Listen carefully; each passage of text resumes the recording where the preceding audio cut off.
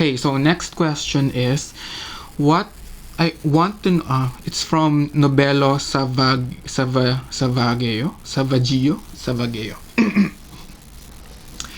Ang sabi ni Nobelo, want to know your thoughts on historical revisionism and how and why do you think people are now more and more leaning towards believing YouTube videos and Facebook posts that don't offer any resources, links, references? Is this a new social decay? Well, first of all, I do not want to call it historical revisionism. Lalo na, I don't like the use of the term revisionism. To me, history is kind of like a puzzle. Para siyang puzzle. And hindi siya painting.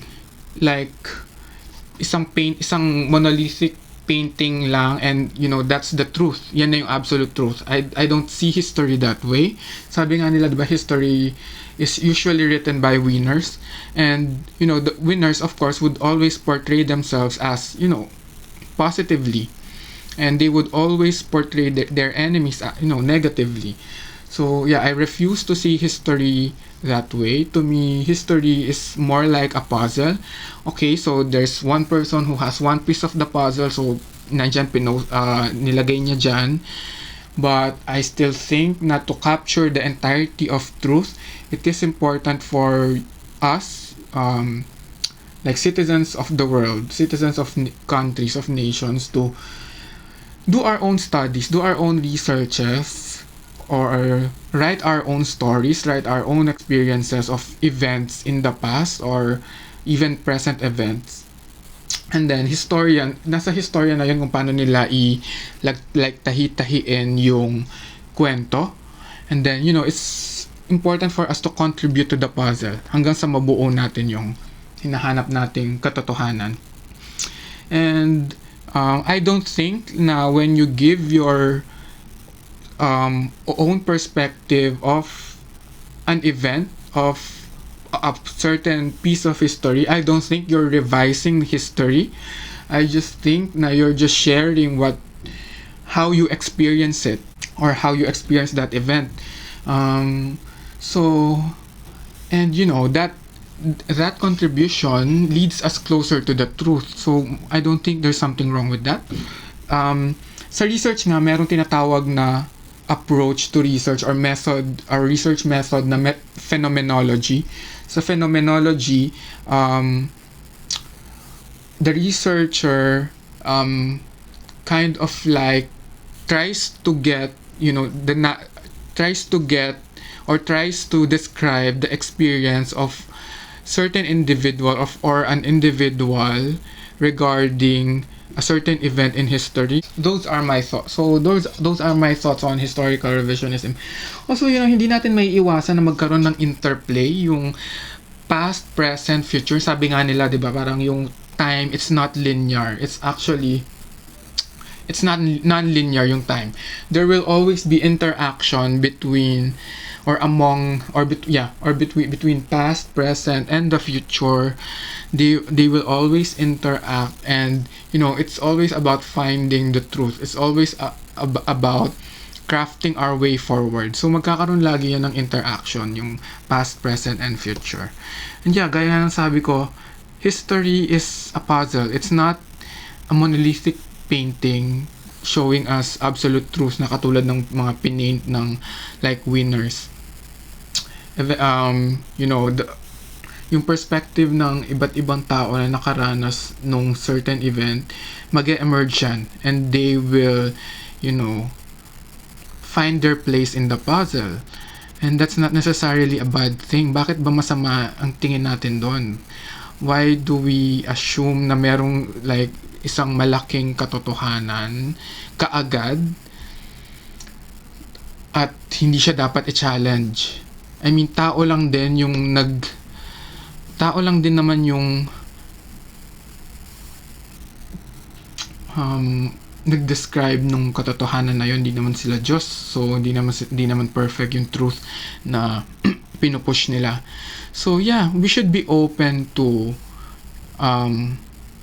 other views, other perspectives, they're not necessarily bad. They just help us get closer to the truth. That's my perspective on historical revisionism. As for the other question, why do you think people are now more and more leaning towards believing YouTube videos? Is it social decay? I don't think so. Siguro nakikita ng mga tao na hindi enough yung information na binibigay sa kanila. Hindi enough, and so they are looking for other resources, or they're looking for other views on events, on issues, para mas maging holistic yung pananaw nila dun sa issue na yon. So that's one thing. Maybe there's this desire for, alternate views, or more views, more information, dahil feeling nila kulang yung ibinibigay sa kanila.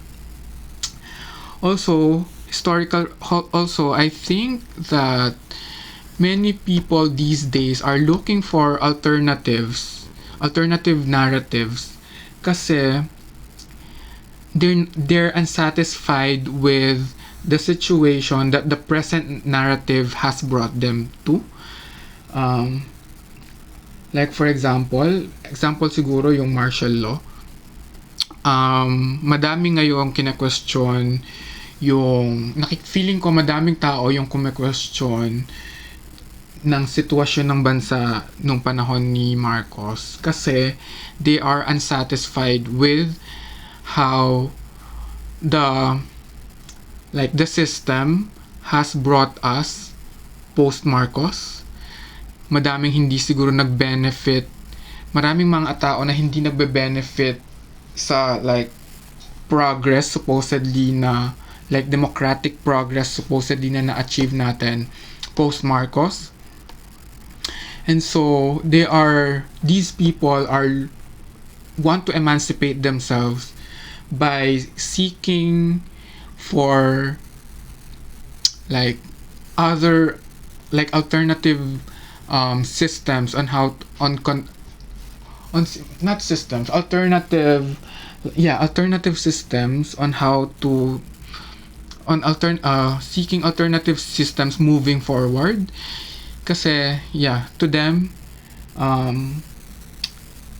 to them the current system isn't good, isn't working, isn't benefiting them.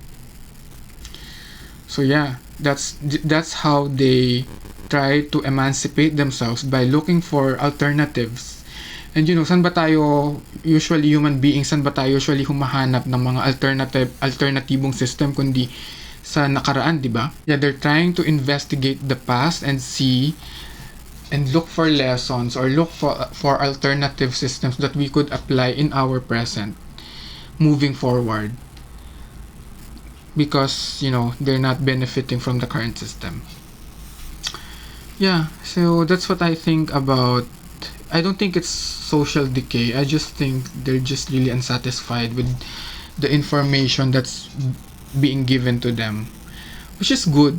To me, uncertainty is always good, because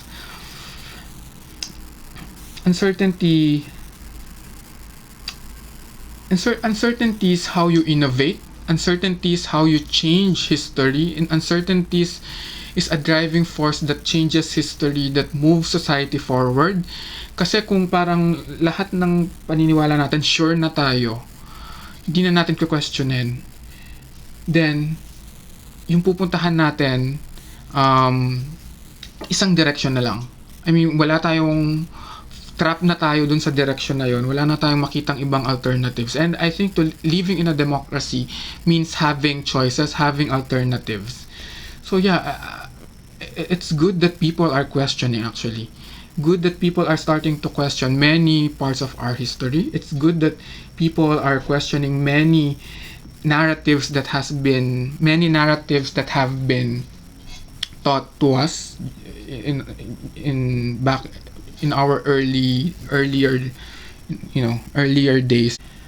Yeah, and I hope this uncertainties, these desire for answers will result in like better systems for the country, better way of doing things in the country, better, like, yeah.